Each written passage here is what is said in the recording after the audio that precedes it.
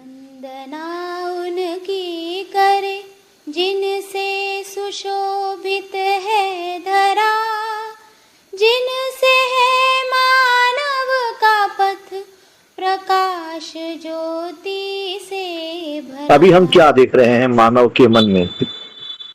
अभी मानव का मन शंकाओं से भरा हुआ, तनाव से भरा हुआ। तो बाबा जी ने बताया मानव अर्थात मनाकार को साकार करने वाला, यानी जो कल्पनाशीलता है, जो मन में उसके आकार लिया है, अलग अलग वस्तुओं के जो आकार उसने स्थापित किए हैं, जो उसकी इच्छाएं हैं उनको पूरा करने का दमखम रखने वाला, मनाकार को साकार करने वाला, यानी कल्पनाशीलता और कर्म स्वतंत्रता का धारक हुआ ये मानव। उसके बाद मन स्वस्थता का आशावादी, मतलब मन स्वस्थ रहे, मन में किसी प्रकार की शंका, मन में किसी प्रकार का तनाव ना रहे, ऐसी आशा रखनी। इसके बारे में बताया बाबा जी ने। कल बाबा जी बता रहे थे कि मनुष्य का मूल्यांकन हुआ नहीं, न्याय हुआ नहीं। न्याय के बारे में बताया बाबा जी ने। इसके बाद क्या बता रहे थे कि जो शिक्षा थी, शिक्षा में केवल शरीर पक्ष का अध्ययन हुआ, चैतन्य पक्ष का अध्ययन हुआ नहीं। उसके बाद बाबा जी आते हैं सत्य के ऊपर। सत्य मतलब जो सदा सदा एक जैसा होता है, उसमें कोई परिवर्तन नहीं होता, सत्य की ही परिभाषा, सदा सदा एक जैसा भासने वाला। तो अब सत्य को ही बाबा जी ने एक अन्य नाम दिया। जैसे हम पहले व्यापक की बात कर रहे हैं, व्यापक को कहीं भी देख लो एक जैसा ही दिखाई देगा, खाली स्थान, पारगामी, पारदर्शी। तो बाबा जी क्या कहते हैं? व्यापक ही सत्य है।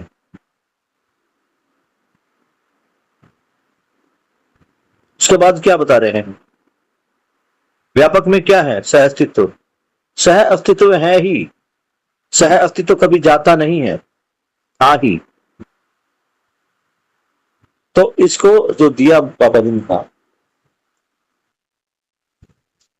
सत्य, तो सत्य के रूप में क्या आया? व्यापक आ गया। व्यापक आ गया तो सह अस्तित्व आ गया। सह अस्तित्व और व्यापक दोनों सत्य हैं। दूसरा ज्ञान, जो तीनों प्रकार का ज्ञान है अस्तित्व में है ही। ज्ञान कभी नहीं बदलता। आप किसी भी ग्रह, नक्षत्र, कहीं चले जाओ, इंसान मंगल ग्रह पर पहुंच गया है, चंद्रमा पर पहुंच गया है, यह सह अस्तित्व वहां भी है। जहां जहां पदार्थ है वहां सह अस्तित्व है। पदार्थ के मूल में ही सह अस्तित्व। अब जैसे हम एक बात करते हैं, हमारे घरों में आम तौर पर हम चावल या गेहूं को स्टोर में रख देते हैं। रख दिया तो उसमें कुछ समय बाद खून लग जाएगा या सुलसी लग जाएगी। एक काला काला छोटा सा चींटी जैसा कुछ होता है, वो घूमता रहता है चावलों में, गेहूं। तो वो कहां से आया? कभी सोचा आपने? पाई होती है सर, वो हाँ, पाई होती है, उसको पाई बोलते हैं। हाँ, अलग अलग भाषा में पाई बोलते हैं, हमारे यहाँ उसको सुरसी बोलते हैं, है ना। फिर एक खाने की चीजों में एक जाला जैसा लग जाता है, उस जाले में ही फिर छोटे छोटे जीव बन जाते हैं। तो ये कहां से आए पता तुम्हें? फंगी कहते हैं ना। फंगी अलग चीज है बेटा, फंगी अलग चीज। तो ये आई कहां से, इसको देखो। तो यहां बाबा जी बता रहे हैं कि वो कहीं से नहीं आई, वो थी ही। कहां थी? वो थी गेहूं के मूल में। यानी जब हम गेहूं को एक निश्चित ताप, निश्चित दाब और निश्चित ब्रह्मांडीय प्रकाश में रखेंगे तो उसमें सुरसी होगी ही। गेहूं के बीज में बहुत सा विज्ञान छुपा बैठा है, इसको समझने की जरूरत। गेहूं को अगर हम नमी में डाल देंगे, उसके ऊपर पानी छिड़क देंगे, तो गेहूं में यह भी है कि वो अंकुरित हो जाएगा। गेहूं को हल्की नमी मिलेगी तो वो एक नमी पर तो वो अंकुरित हो जाएगा, लेकिन दूसरी नमी पर उसमें क्या होगा, जब नमी होगी और एक थोड़े ताप बढ़ेगा तो उसमें क्या होना है, उसमें सुर्सी चल जाएगी, उसमें घुन लग जाएगा। लेकिन उसी गेहूं को अगर तुम फ्रिज में रख दो तो वो गेहूं लंबे समय तक चलेगा, उसमें कुछ नहीं होगा। एक प्लास्टिक की पन्नी में पैक करो और रख दो, कुछ नहीं होगा लंबे समय। तो ये सारी चीजें गेहूं में ही हैं कि अगर हम गेहूं के साथ ऐसा करेंगे तो ऐसा हो जाएगा, वैसा करेंगे तो वैसा हो जाएगा, ये करेंगे तो ये हो जाएगा, वो करेंगे तो वो हो जाएगा। ये सारी चीजें उस दाने में ही हैं। ये गुण कहीं से आता नहीं है, उसमें कोडिंग ही है। प्रकृति के अंदर वातावरण से प्रभावित होकर, ताप से प्रभावित होकर, दाब से प्रभावित होकर बहुत सारे जीव बनते हैं, बहुत सारे खत्म हो जाते हैं। इसी के बारे में बाबा जी बात कर रहे हैं। तो अब बाबा जी तीसरे जो सत्य हैं, जो तीसरा जो बिंदु है न्याय धर्म और सत्य के साथ, ये क्या कौन से बिंदु पर बाबा जी प्रताप डाल रहे हैं? ये उन 3 बिंदुओं पर प्रकाश डाल रहे हैं जिसका पालन करके हम 4.5 क्रिया से 10 क्रिया की तरफ आगे बढ़ेंगे। तो न्याय धर्म सत्य क्या है, बाबा जी एक एक को खोलकर दिखाते हैं। कल यहां बाबा जी ने सत्य की बात की थी, तो सत्य को क्या बताया बाबा जी ने? अस्तित्व सहअस्तित्व के रूप में समझना ही सत्य है। समझना यानी समझ ही सत्य है। समझ मतलब ज्ञान, ज्ञान ही सत्य है। ज्ञान में क्या है? सहअस्तित्व, तो सहअस्तित्व ही सत्य है। ज्ञान में क्या है? ज्ञान में है व्यापक, तो व्यापक ही सत्य है। इस प्रकार देखा जाए तो ये व्यापक ही ज्ञान है, व्यापक ही सत्य है। इस बारे में बाबा जी समझा रहे हैं। यहां कुछ चीजें हैं जो गोल गोल घुमाएगी। आगे बढ़ते हैं। अब हम शुरू कर रहे हैं पेज नंबर 60। किसकी बारी थी पढ़ने की आज? सर आज तो कोई भी पढ़ सकता है, एनिमल लिखा था उसमें। अच्छा एनीवन लिखा है, तो एनीवन का मतलब फिर मैं ही हो सकता हूं। ठीक है, पढ़ते हैं पेज नंबर। नहीं ऐसा नहीं है। कोई बात नहीं, मैं पढ़ देता हूँ। आज मैं पढ़ने के इसमें कोई दिक्कत नहीं। जब थकावट मुझे होगी तो मैं बता दूंगा। अभी हमें विज्ञान यह कहकर पढ़ाया जाता है कि जो भी है अव्यवस्था, अनिश्चित है। इसे पढ़ने के फलस्वरूप हर विद्यार्थी अपने को अव्यवस्था में होना स्वीकार कर लेता। फलस्वरूप अव्यवस्था को फैलाने में भागीदारी करता है। इसका उदाहरण ये पूरी धरती बीमार है। इस धरती में ताप बढ़ रहा है। कारण क्या है? धरती के अंदर ये खनिज, कोयला, तेल निकालने से ताप बढ़ रहा है। कैसे बढ़ गई, क्यों बढ़ गई, ये वो भी जानते हैं, हम भी जानते हैं। कोयला और तेल ही ऐसे पदार्थ हैं जो ताप को अपने में हजम करते हैं। धरती में ताप को हजम करने वाले पदार्थ को निकाल लिया तो धरती का ताप बढ़ना है ही। ताप बढ़ने से क्या हुआ? समुद्र का जल स्तर बढ़ने लगा। पानी का स्तर कितना बढ़ सकता है? तो हम जहां बैठे हैं वहां से 200-300 फीट ऊंचा पानी हो सकता है। कुछ पर्वतों की चोटियां बसती हैं। इस ढंग से हम फंस गए। इसको ठीक करने के लिए सब बड़े बड़े देश मिलकर आह्वान करते हैं कि आओ हम सब मिलकर ठीक करें। और शुरुआत किसने किया? यह इतिहास स्पष्ट करता है। बिना समझे ईंधन के लिए कोयला और तेल पदार्थ उपयोग किया। यह धरती के साथ हुई ज्यादती है और इसकी भरपाई आगे होगी ही नहीं। इस ज्यादती के रुकने के बाद ही इसका परीक्षण होगा। ये कैसे रुकेगा? इसके बारे में आगे बात करेंगे। धरती पर मानव अधिक व कम ताप में जीना प्रमाणित है। यह अंतर नापना भी संभव हो गया है।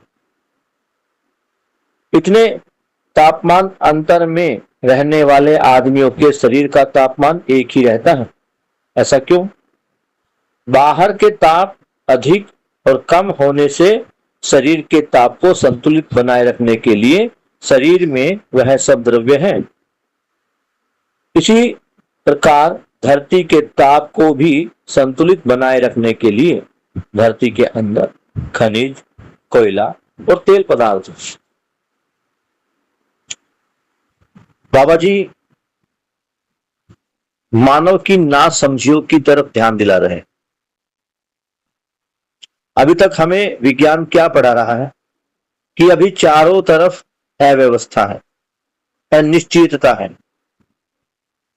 जब हम विज्ञान में बार बार ऐसा पढ़ते हैं तो हम ये स्वीकार करने लगते हैं कि यस, हम अव्यवस्था में ही हैं और इस अव्यवस्था में रहकर हम अव्यवस्था ही फैलाते हैं। और इस अव्यवस्था का परिणाम क्या है कि धरती बीमार हो गई। धरती बीमार होने का मतलब इसको जांच लेते। हम आमतौर पर आदमी को बीमार कब बोलते हैं? जब उसको फीवर आता है, यानी जब उसका शरीर गर्म हो जाता है। अब तुम इंटरनली अगर देखोगे तो मानव के शरीर का तापमान अंदर से एक जैसा रहता है। सर्व मानव का जो बॉडी टेम्परेचर है वो एक जैसा है। इसके बावजूद भी कुछ लोग भीषण गर्मी में रहते हैं जहां टेम्परेचर 45, 46, 48 डिग्री तक होता है। कुछ लोग भीषण ठंड में रहते हैं जहां टेम्परेचर माइनस में रहता है। और वो सभी लोग सरवाइव करते हैं। धरती पर मानव अधिक व कम तापमान में जीना प्रमाणित है। देख लिया हम। ऐसा क्यों है कि बाहर का ताप कम या ज्यादा होने पर भी हमारा शरीर अपने तापमान को बनाए रखता है? तो इसके बारे में बता रहे हैं कि शरीर के अंदर ही कुछ ऐसे द्रव्य हैं जो अंदर और बाहर के तापमान को संतुलित है। यानी शरीर के अंदर ही कुछ ऐसी टेक्निक, ऐसे पदार्थ हैं, ऐसी चीजें हैं, ऐसा मैकेनिज्म है कि अंदर के तापमान को मेंटेन रखता ही है। तो ये मानव शरीर की बात हो गई। अगर हम प्रकृति को देखें, पृथ्वी को देखें और पृथ्वी को भी हम एक बॉडी मान ले, तो पृथ्वी के अंदर भी तापमान है, बाहर भी तापमान। लेकिन अंदर का तापमान बाहर के तापमान से अव्यवस्थित ना हो, इसके लिए पृथ्वी के अंदर अपने आप में कुछ अरेंजमेंट।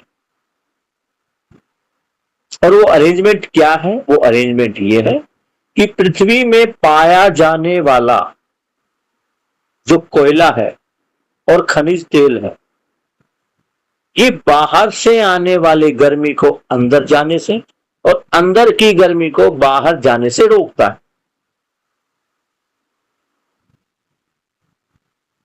तो इसे होना क्या है?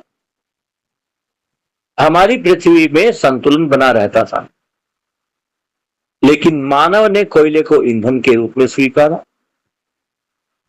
खनिज तेलों को भी ईंधन के रूप में स्वीकारा। और जब से ये स्वीकारा तब से लेकर आज तक मानव पृथ्वी में खादानों के बीच में से कोयला निकाल रहा है और पृथ्वी में ही तेल के कुओं से खनिज तेल निकाल रहा है। तो जो चीजें पृथ्वी के ताप को संतुलित करने वाली थी वो सब मानव ने बाहर निकाल दी। और बाहर निकालकर क्या किया? इन दोनों चीजों से मानव ने बाहर निकालकर पॉल्यूशन ही फैलाया। तो क्या हुआ? डबल नुकसान हो रहा है। एक जो बॉडी, पृथ्वी जो अपना टेम्परेचर मेंटेन किए हुई थी, वो मिसमैनेजमेंट हो गया सारा। दूसरा, ये जब इनको बाहर जलाया गया खुले में, इनको अलग अलग तरह से ईंधन के रूप में, चाहे वो गाड़ी में इस्तेमाल हुआ या बिजली बनाने में हुआ या घर पे खाना बनाने में, इन सब का जो इस्तेमाल हुआ उससे कुछ जहरीली गैसें बनी इनके जलने से।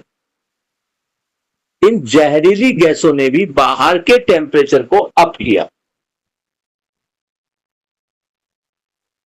तो ये देखो, एक संतुलन के लिए चीज प्रकृति ने अपने अंदर धरती में समाई हुई थी, उसे बाहर निकाला। पहली गलती की, बाहर निकाला। बाहर निकालने से क्या हुआ? पृथ्वी जगह जगह से खोखली हो गई। अब ये बताओ, अगर किसी जगह से हम कोई सामान निकाल लेते हैं तो वो जगह खाली हो जाती है। अब दो ही उपाय है, या तो किसी चीज से भरो, नहीं तो वो खाली ही रहेगी।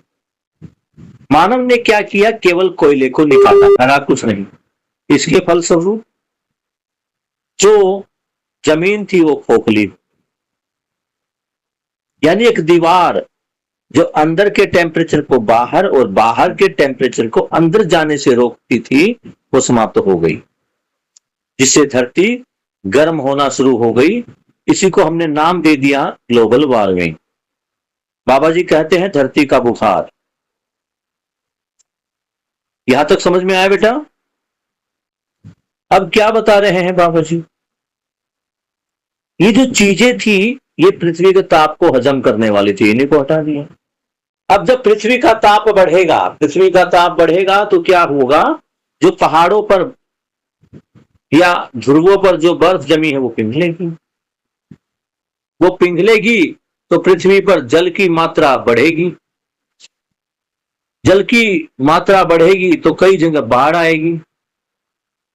बाढ़ आएगी तो लोग डूबेंगे और मरेंगे। यानी इससे अल्टीमेटली अगर देखें तो सारा खतरा मानव जाति के लिए ही। खतरे के लिए जिम्मेदार कौन? मानव जाति। खतरा पैदा किसने किया? मानव जाति ने। खतरे से विनाश किसका होगा? मानव जाति का। अब लोगों ने पूछा बाबा जी, जब ये बर्फ पानी में कन्वर्ट हो जाएगी तो कहां तक क्या क्या डूबेगा? तो बाबा जी कहते कि हम जहां बैठे हैं वहां पर लगभग 300 फुट पानी आ जाएगा। इतना आ जाएगा तो कुछ पहाड़ों की केवल चोटियां ही दिखेंगी। अब मानव जनसंख्या कितनी और पहाड़ की चोटियां कितनी, तो मानव जाएगा कहां?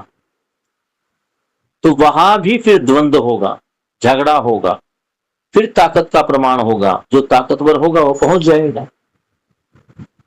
गरीब आदमी अपना मर रहे हैं, डूब रहे हैं पानी। तो बाबा जी क्या कह रहे हैं? ये सारी चीजों से अव्यवस्था ही बनी है। अगर मानव ने ये सोच लिया कि डूब जाएगा, मैं शक्तिशाली हूं, मैं लड़ झगड़ कर अपने आप को बचा लूंगा, लेकिन फिर भी मानव डूब तो रहा है, या फिर से मानवता का हनन हो रहा है। मानवता यहां पर फिर से शर्मसार है, क्योंकि शक्तिशाली तो अपने आप को बचा लेगा, बाकी का क्या है? यानी फिर से वही द्रोह, युद्ध वही रहेगा। बाबा जी बता रहे हैं कि लोग पूछते कि ये होगा कैसे? चलो ठीक है, कोयला निकाल लिया, तेल निकाल लिया, लेकिन अब इसकी भरपाई कैसे होगी? बिना समझे मानव ने ये गलतियां कर दी, लेकिन अब आगे क्या? तो बाबा जी कह रहे हैं कि इसके बारे में भी हम आगे बात करेंगे। यहां तक अभी मैंने कोयले को एक जो है बैलेंस के लिए दिखाया कि कोयला किस प्रकार से धरती के अंदर वो है, तो उस धरती के अंदर होने का उसका कोई यूज है। मानव उस यूज को नहीं पहचान पाया, इसलिए उसमें क्या दिखाई दिया? उनको दिखाई दिया ईंधन। ये गलती रही है मानव की समझने में। क्या गलती रही है? कि उसने फ्यूल को जीवनदायी ना समझकर क्या समझ लिया? उपभोग की वस्तु। यही से मानव का विनाश प्रारंभ होगा। इतना क्लियर है बेटा जी? अभी बाबा जी ने एक पहलू पर ध्यान दिलवाया। वो पहलू क्या? वो पहलू ये कि ये जो कोयला है ये जमीन में ताप को संतुलित करता है। एक और काम करता है कोयला, इस पर हमने पहले भी चर्चा की थी। जो बारिश का पानी प्रकृति की ऊपरी सरफेस पर पड़ता है उसको जमीन में अंदर तक साफ करके, अभी देखो जो जल है वो दूषित हो जाता है। जब पानी नालियों से बहता हुआ, गलियों से बहता हुआ, छतों से गिरता हुआ पानी नालियों के द्वारा जब एक स्थान पर इकट्ठा होता है तो वो पानी पीने लायक नहीं होता। बाबा जी क्या कह रहे हैं, इसको मैंने अपने उसमें समझा है। बाबा जी ने ऐसा कहा है, कहा ही होगा, बाबा जी बहुत समझदार है। लेकिन मैं कैसे देख पा रहा हूं कि जब हम 4th या 5th क्लास में थे तो हमारे को पानी को साफ करने की एक प्राकृतिक विधि बताई जाती थी, जिसमें हम 4 अलग अलग मटकों में, हर मटके में एक छेद, एक मटके में रेत, एक में पत्थर, एक में कोयला, इस प्रकार से, और एक खाली नीचे बर्तन। इनमें अलग अलग चीजें होती थी। यानी जो दूषित पानी था, गंदा पानी, ये कैसी विधि थी, आप उसमें भले ही नाली का पानी डालिए तो क्या होगा, जब वो रेत से छनकर जाएगा नीचे तो पत्थरों में आएगा, पत्थरों में आके उसमें कुछ और भी दूसरा दोष रहेगा तो वो साफ हो जाएगा। पत्थर के बाद वही पानी कोयले से गुजरता है और कोयले से गुजरने के बाद अंतिम बर्तन में वो पानी इकट्ठा होता है और वो पानी पीने लायक हो जाता है। तुम धरती की अपनी संरचना को देखो, धरती पर सबसे ऊपर मिट्टी ही है। यानी जब बारिश की बूंदें जमीन पर पड़ती है तो पहला सामना वो मिट्टी से करती, और मिट्टी से ही वो पानी, मिट्टी बोलते ना, मिट्टी ने पानी पी लिया, इसका मतलब मिट्टी से पानी छन के नीचे जा रहा है। थोड़ा कभी मिट्टी खोदो, तुम मिट्टी खोदोगे तो तुम्हें अलग अलग तरह की कुछ हल्के पत्थर टाइप की कुछ आकृतियां मिलेगी। यानी जमीन के नीचे फिर पत्थर है, उन पत्थरों से फिर पानी साफ होगा, फिर नीचे कोयला है, फिर वो कोयला साफ करेगा, उसके बाद पानी आता है जमीन में। इस तरह से जो पानी ऊपर से वर्षा के रूप में वो नीचे धरती का, जिसको चौवा बोलते हैं, जहां से पानी निकलता है, वो फिर वहां तक बिल्कुल साफ हो जाता है। यहां तक का समझ पाए बेटा जी आप? पहले पैरे में इतना ही बताया गया। कोई डाउट है, कोई पूछना है? ये जो विधियां मैं बता रहा हूं इसको आप गूगल सर्च कर सकते हैं। पानी का, अब तो मेरे को ध्यान नहीं आ रहा क्या उसको क्या बोलते थे, पानी को साफ करने की विधि का तो साइंटिफिक नाम था, काफी टाइम हो गया, मुझे ध्यान नहीं आ रहा कौन सी विधि का। अगला पैरा पढ़ते हैं, पेज नंबर 16, सेकंड पैरा। अब तो मुद्दा ये है कि खनिज, कोयला और तेल को निकाल ले जाने से रोका कैसे जाए। एक उपाय है, हमारी धरती पर इतनी नदियां बहती हैं कि इनके प्रवाह शक्ति से धरती पर जितनी भी बिजली की आवश्यकता है, जितने भी ईंधन की आवश्यकता है, उसका 50% तो ये नदियां ही दे देगी। इसके लिए प्रवाह बल से बिजली पैदा करने वाले संयंत्र बनाने की आवश्यकता है। प्रवाह बल से बिजली का मतलब है हाइड्रो पावर, जो बांध बनाकर या नदियों में टरबाइन लगाकर हम जो बिजली बनाते हैं उसको क्या बोला जाता है बेटा? हाइड्रो एनर्जी, यानी पानी से बनी हुई बिजली। तो बाबा जी कह रहे कि अभी जो बिजली बनाने के लिए हम कोयले और तेल का प्रयोग कर रहे हैं, ईंधन के रूप में जो हम कोयले और तेल का प्रयोग कर रहे हैं, अब लोगों को लगा है कि भाई इससे तो काम चलेगा नहीं, इससे कुछ आगे बढ़ना हो, इसे कैसे रोका जाए। कुछ मानव जो समझदार हो गए, उनको लगा कि ये गलत है, तो इस गलत को सही कैसे किया जाए। तो उन्होंने क्या सुझाव दिए कि जितनी नदियां हैं, इन नदियों में सब में जो पवन चक्कियां हैं तो वहां प्रवाह से बिजली का निर्माण किया जाए। इससे होगा क्या कि हमें जितनी बिजली चाहिए उसकी 50% तो वहां से हो जाए। इसके लिए प्रवाह बल से बिजली पैदा करने वाले संयंत्र बनाने की आवश्यकता पड़ेगी। दूसरे कुछ यंत्र ऐसे हैं जो तेल से ही चलेंगे। ऐसे यंत्रों के लिए वनस्पति तेल से चलने वाले इंजन बनाने होंगे। सही बात। बिजली तो बन गई, लेकिन ये कोयला और ये ईंधन केवल बिजली बनाने के काम में नहीं आते हैं। एक मिनट होल्ड रखना बेटा।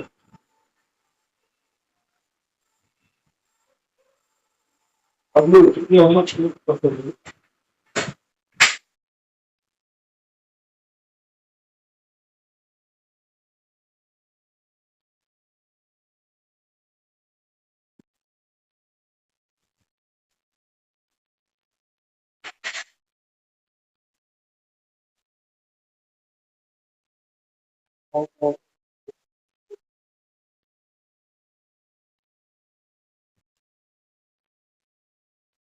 जी बेटा जी।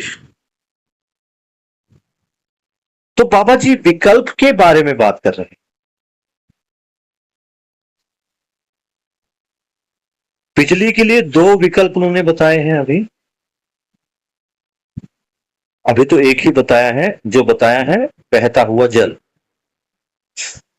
अगर हम देखें वर्तमान में हम सौर ऊर्जा से भी बिजली बना रहे हैं, तो दूसरा हो गया।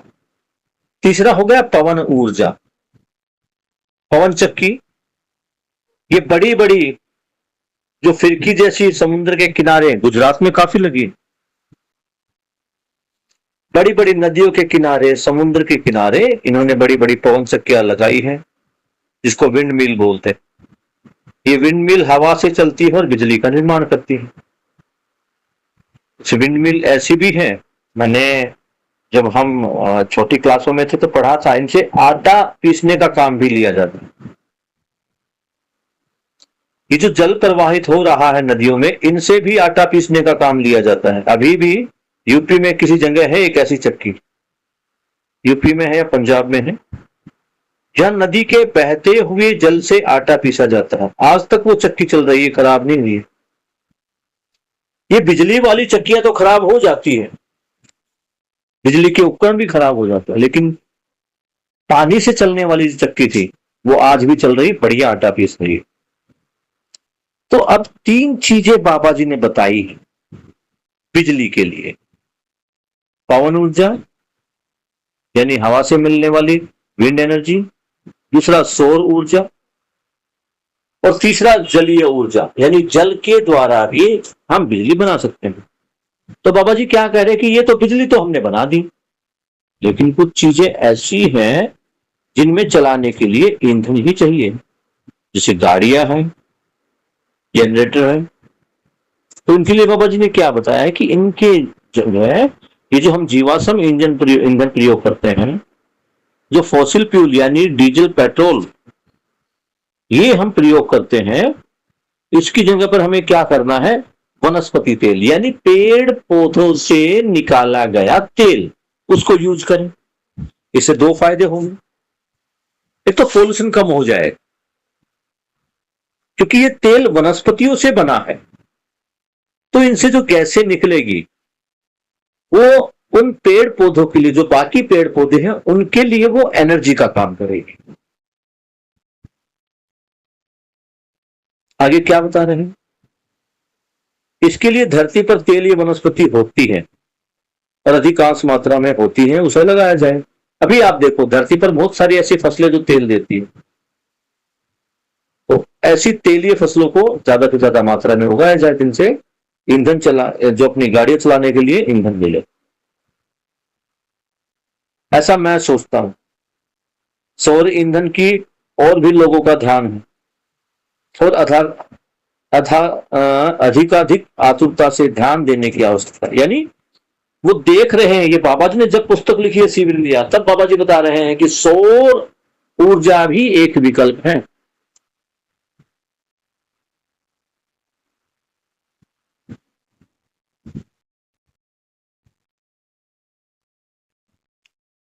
मुझे ध्यान है मैं शायद 4th या 5th क्लास में था, 6th क्लास में भी हमने इसको पढ़ा है। सोलर कुकर, ये एक ऐसा कुकर होता था जिसमें हम बगैर ईंधन के, बगैर गैस के, धूप से ही खाना पकाते थे। तो बाबा जी ने तो विकल्प के रूप में दे दिया है इनको, भाई आप ऐसा प्रयोग कर सकते हैं। बिजली का उत्पादन हम जितना आज कर रहे हैं, समझदार होने के बाद इससे कम बिजली में हमारा काम चल जाएगा। अभी देखो हर साल बिजली की खपत बढ़ रही है, बिजली की सप्लाई इतनी नहीं बढ़ रही, लेकिन डिमांड उसकी बढ़ रही है। ज्यादा बिजली की डिमांड से क्या होता है, देखो अब जो करंट है वो तो तार में से ही आएगा, और तार में जब बिजली दौड़ेगी और घरों में जब हम बिजली इसका प्रयोग करेंगे, अगर बिजली स्टेबल है, तारों में है, प्रवाहित हो रही है, लेकिन उसका हम यूज नहीं करें तो कोई दिक्कत। लेकिन जैसे ही हम अपने घरों में बिजली के उपकरण चलाएंगे तो वो लाइन भी गर्म होगी, गर्म होने से वो लाइन पिघलेगी, पिघलने से क्या होगा, ब्लास्ट होगा, आग लगेगी, पावर कट लगेगा। ऐसा हो ही रहा है। गर्मी के मौसम में लोग अधिक से अधिक मात्रा में एसी का प्रयोग करते हैं। मैं अपने घर की बताऊं, 4 कमरे हैं, चारों में एसी है। एक में नहीं था बिटिया वाले कमरे में, तो उसने जबरदस्ती लगवाया कि मेरे कमरे में नहीं लगवाऊं, अब मजबूरी में लगवाना था। लेकिन जब मानव समझदार हो जाएगा, अब हम क्या करते हैं, हम 2 ही एसी का यूज करते हैं, यानी 2 बंदे उस कमरे में, 3 बंदे हम एक साथ सो जाते हैं, और एसी का प्रयोग न्यूनतम करते हैं। हमारे घर में एसी जो चलता है वो 27-28 डिग्री पे चलता है। ज्यादा गर्मी है तो हम 30-31 पे चलाते हैं। और अब गर्मी जैसे कम है तो हम क्या करते हैं, उसे 25 पे किया और 20 मिनट चलाया, फिर बंद कर दिया, फिर 2 घंटे बाद लगेगी हल्की गर्मी लगने लगी, फिर चला देंगे 10 मिनट, फिर बंद कर देंगे। ये सब किसके फलस्वरूप हो रहा है, ये केवल और केवल समझदारी के फलस्वरूप ही संभव है। आगे बढ़ते हैं। सौर ईंधन को और भी व्यवहारिक यंत्रों, संयंत्रों में उपयोग लाने की जरूरत है। इस तरह से धरती पर जितनी ऊर्जा की आवश्यकता है, उससे ज्यादा ऊर्जा धरती की सतह पर उपलब्ध होने की बात समझ में आती है।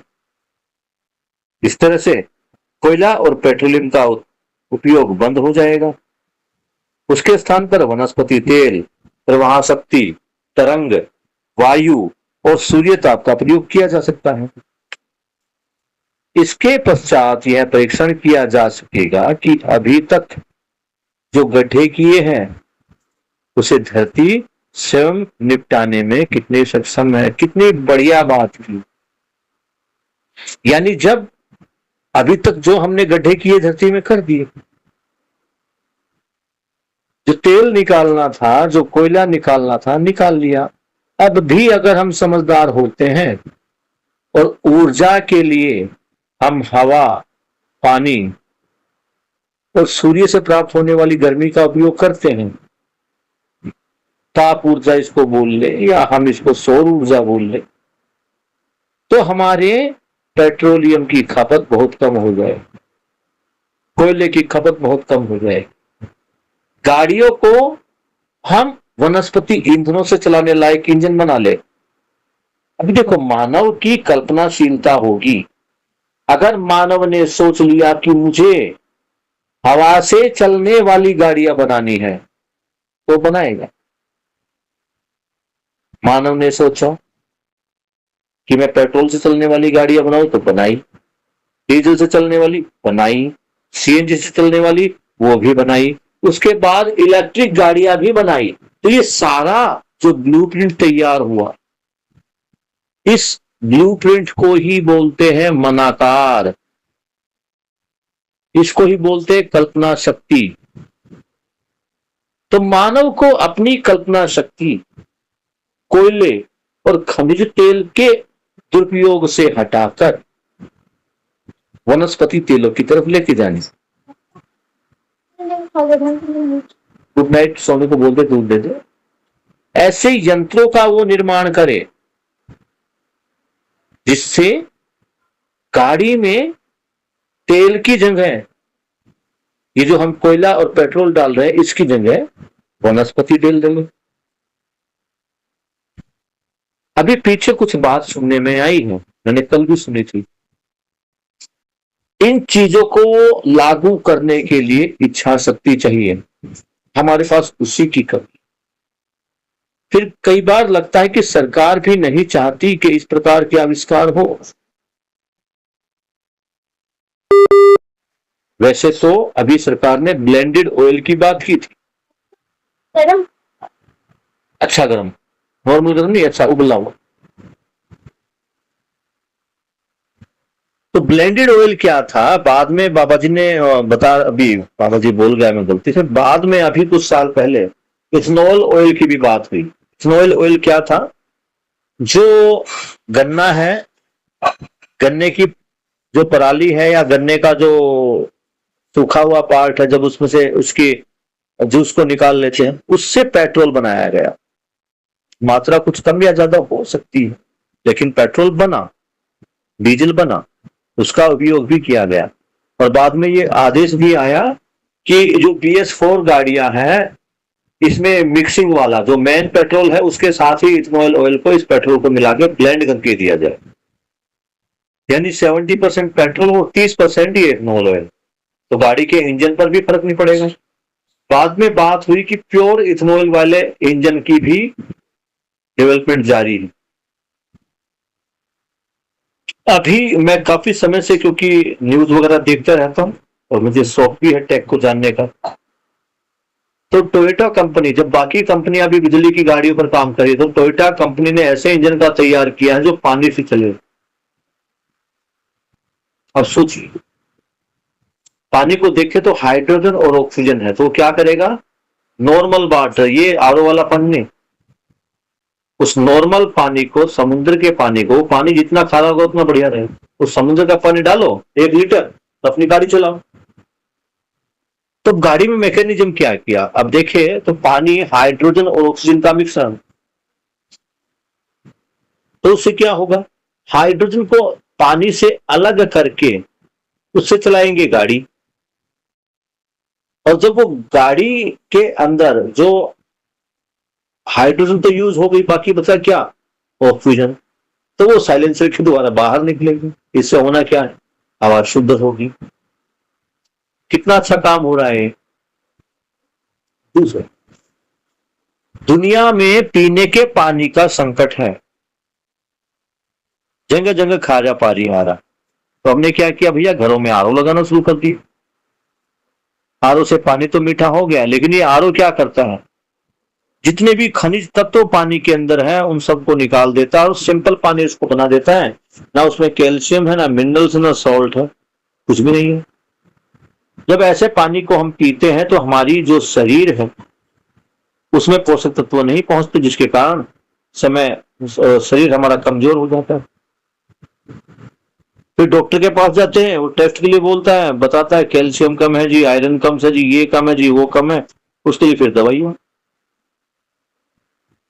तो अल्टीमेटली देखा जाए, आरओ के पानी को हमने बनाया था पानी को साफ करने के लिए, लेकिन वो कर क्या रहा है, शरीर में दुनिया भर की बीमारियां ला रहा है। इसी तरह समझने की बात। बाबा जी अंतिम लाइन में क्या कह रहे हैं कि एक बार तुम ये जो साधन मैंने बताए हैं, विकल्प जो मैंने बताया,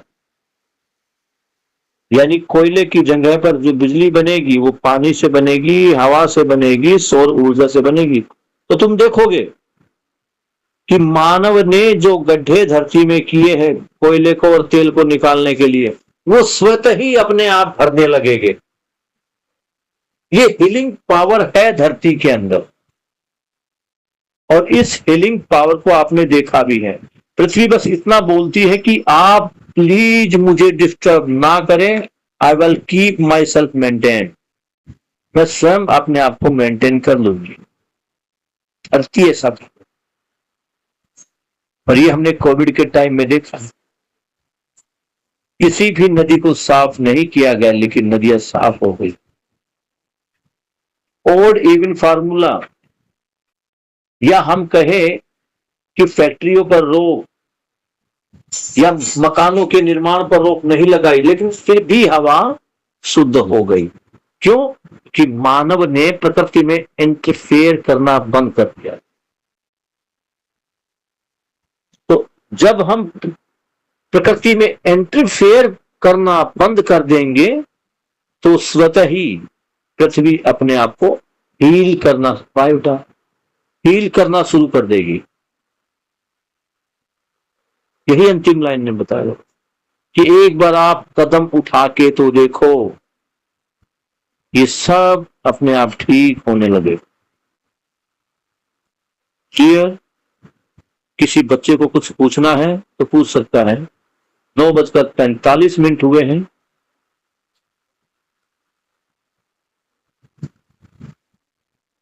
और आज का हमारा ये पेज नंबर 60 खत्म।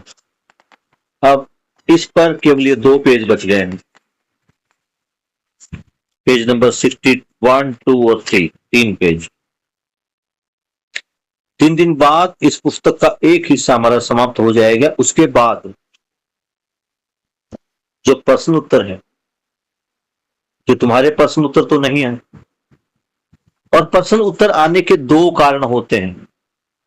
नंबर 1, जो बताया गया वो सब तुम्हारी समझ में आ गया। दूसरा कारण ये होता है कि जो बताया तुमने उसको सुना और मान लिया, जिसकी बात हम बिल्कुल भी नहीं करते। बार बार बोलते कि मानना तो नहीं है, जानना है। और तीसरा कारण ये है कि आप इसे ध्यान से नहीं सुन रहे। आप इसको केवल इसलिए सुन रहे हैं कि शाम को बैठते हैं, कुछ अच्छा लगता है, कुछ अच्छा सुनने को मिलता, तो अच्छा सुनने का इसको सामान समझ के आप सुनते जा रहे हैं। ठीक है, सर ने जो कहा ठीक है, हमने मान लिया, ऐसा नहीं।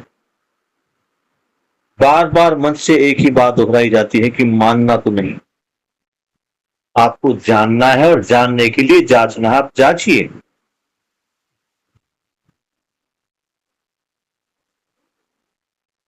अगर किसी विषय पर, किसी शब्द पर किसी बच्चे को कोई और ज्यादा चर्चा करनी है, किसी का कोई सवाल है, तो वो पूछ सकता है। और यहां मैं देख रहा हूं श्याम के सवाल आते हैं। सर मेरा है। हाँ बोलो माही। जो मानव को पता है कि मतलब वो इतनी सारी गलतियां कर रहा है और उसमें इस चीज की समझ नहीं है कि जो वो कर रहा है वो गलत है, तो फिर भी वो जानबूझकर ऐसी चीजें क्यों करता है? देखिए, जानबूझकर कोई भी गलती नहीं करता, इसको जान लो। कोई भी मानव जानबूझकर गलती नहीं करता, धर्म और अज्ञानतावश ही गलती होती। हाँ, जानबूझकर गलती में ये देख सकता हूं कि आजकल के बच्चे नियमों को तोड़ने लगे, जबकि बाबा जी ने लिखा है नियम का विरोध ही दुख है।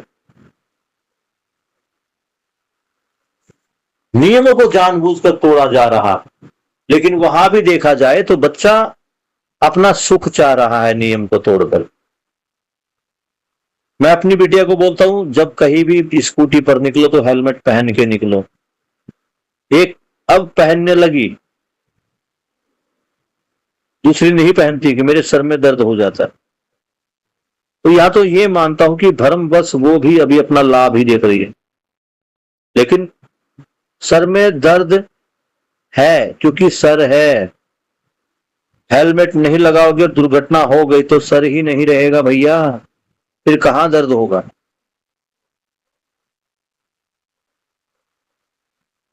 बड़ी बच्ची, उसने अब वो थोड़ी समझदारी की तरफ है, उसने देख लिया नहीं लगेंगे तो दो ही चीज होगी, या तो दुर्घटना के समय सर फूट जाएगा, आदमी खत्म हो जाएगा। ये खत्म हुआ अभी उन्होंने अपने घर में देखा है। और अभी भी हम एक ऐसे ही मित्र के घर से आ रहे हैं जहां पर ये देखा गया है कि नियम का विरोध हुआ। तो नियम का विरोध, जब गति सीमा लिखी है 60 किलोमीटर प्रति घंटा और आप अपनी बाइक का या गाड़ी का या स्कूटी का जहाज बना दोगे, भले ही आपने हेलमेट पहना हो, दुर्घटना तो होगी। ये होगा कि फूटेगा नहीं, फूटेगा। तो यहां हमने कई बच्चों को देखा है, हेलमेट होता है लेकिन हेलमेट को सर पे नहीं पहनेंगे, यहां बाजू में डाल के चले गए ऐसे बाइक पे, उसको ना समझी कहेंगे। उनको लगता है कि सर से ज्यादा उनकी बाजू जरूरी, बाजू बच जाए, मुंह खराब हो जाए। और मैंने देखा है लड़के लड़कियों को आईने के सामने खड़े होकर आधा घंटे तक मेकअप करते हैं, लड़के भी लड़कियां भी लगे रहते हैं सुंदर बनाने के लिए। इसी दिन ढंग का एक्सीडेंट हो गया तो ये चेहरा ही खत्म हो जाएगा, फिर पोत लेना जिसपे तुम्हें क्रीम पाउडर पोतना। तो यहां भी क्या लगता है कि वो अपने हल्के से प्रलोभन के कारण या अपने लाभ के कारण कि मेरे सर में दर्द हो रहा है या सर भारी हो रहा है या हेलमेट टाइट है, दुनिया भर के बहाने हो सकते हैं उनके लिए, लेकिन अंत तो बुरा ही होना है कि नियम का विरोध तो दुख है।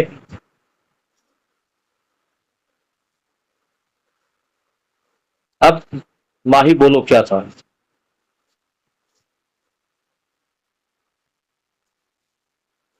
हर मानव जानबूझकर भी सेम गलतियां बार बार क्यों कर जाते रहते? जो है क्योंकि उसे सही की जानकारी ही नहीं है।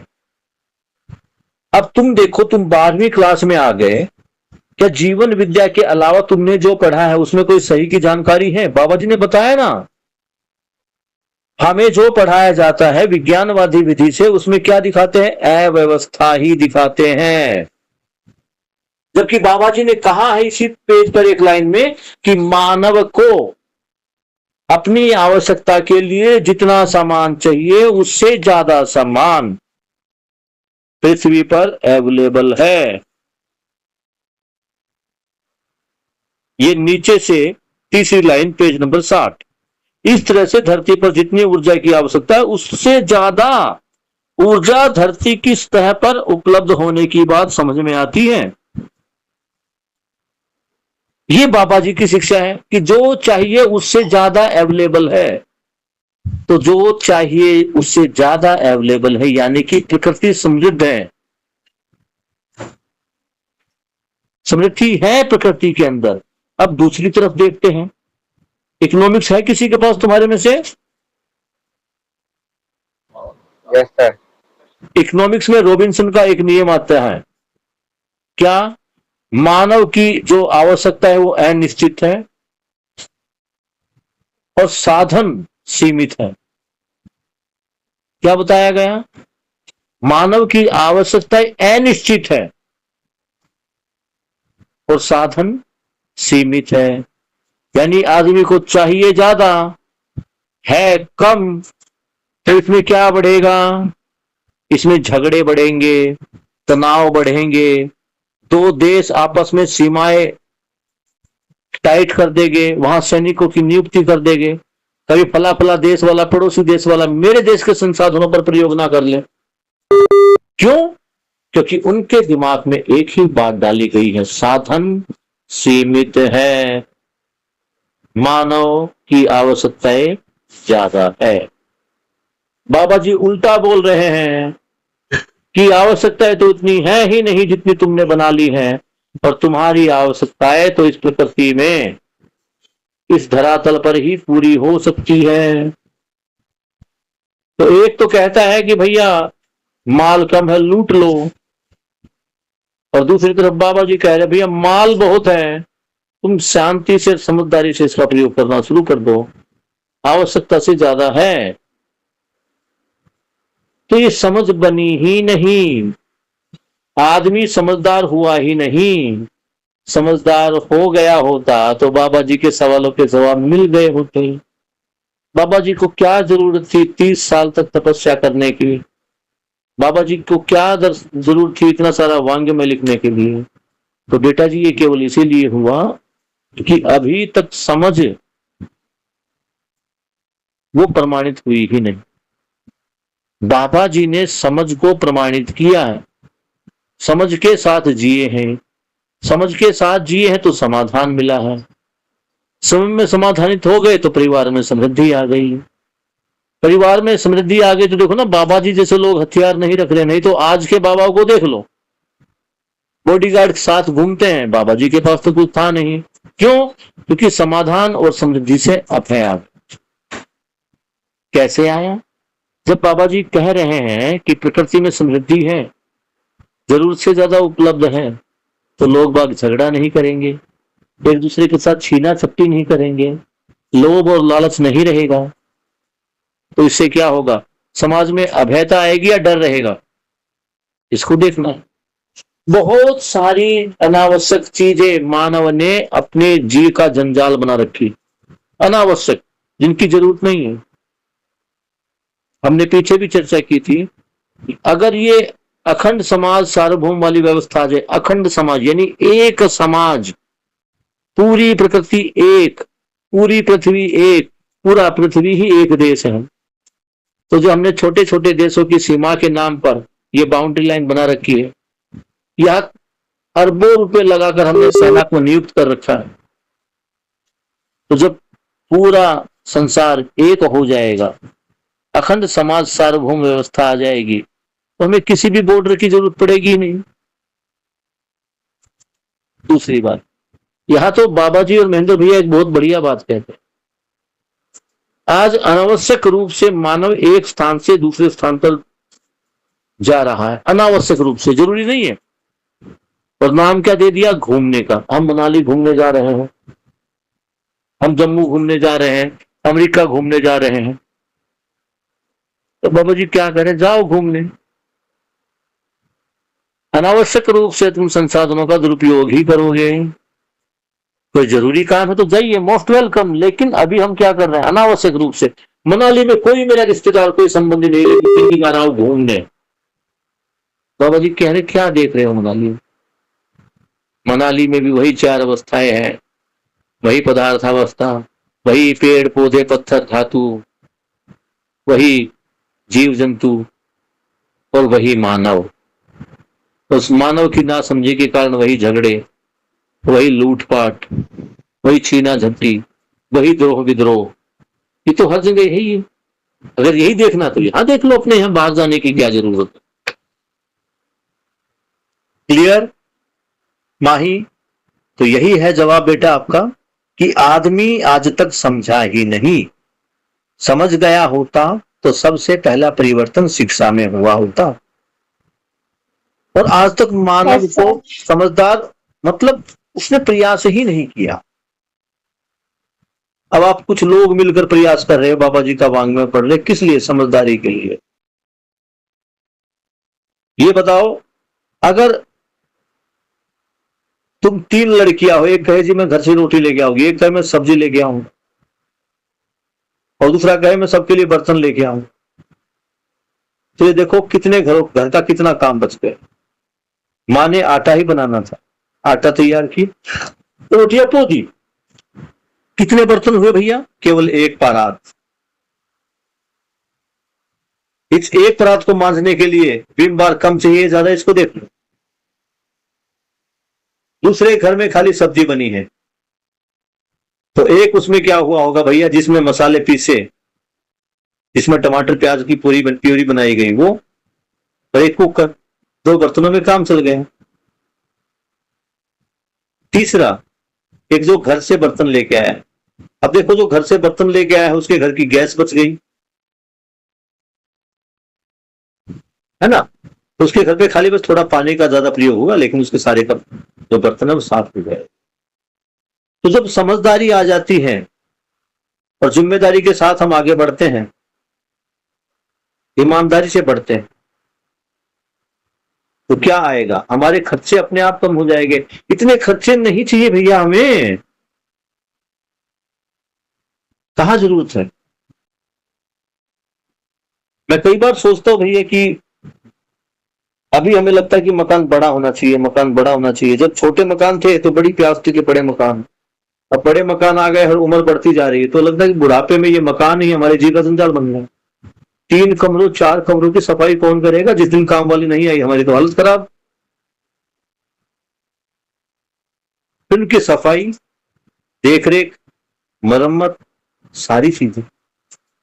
तो मानव ने ना समझी बस, लोभ लालच बस, अज्ञानता बस, भ्रम बस, बहुत सारे जी के जंजाल पाल लिए। भ्रम मुक्ति कहो, बंधन मुक्ति कहो, सब एक ही चीज है कि जो फालतू का हमने पाल रखा, इसमें से केवल जरूरी रखें। अपने घरों में जाकर देखो कितना सामान ऐसा फालतू पड़ा हुआ, जिनको कई कई महीनों से, साल भर से यूज नहीं किया, लेकिन पड़ा हुआ मेरे घर में। जब बेचने की बात होती है तो बेचते नहीं है, लेकिन नहीं काम आ जाएगा, पता नहीं कब काम। मैंने अपने घर में शादी से पहले देखा है कि जब मैं 10 साल का था तब से एक वस्तु को संभाल के रखा गया, काम आएगी काम आएगी काम आएगी, वही ऊपर छत पे जो छत्ती में रखी रहती थी। मेरी शादी हो गई भैया, वो चीज काम नहीं आई। कितना सारा हमने ये आफत मोल ले रखी, ना समझी बस। बढ़िया, कोई और सवाल?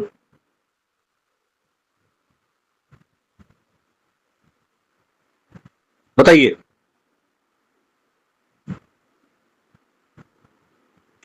ठीक है, आज के इस अध्याय को यही पर समाप्त करते हैं।